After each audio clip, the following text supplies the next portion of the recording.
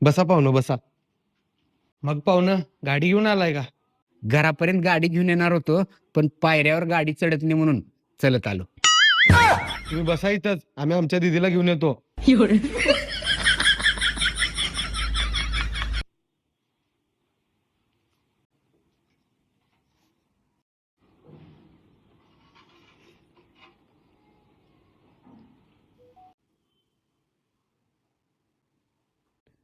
मुलीला काही प्रश्न विचारायचे असतील तर विचारू शकते.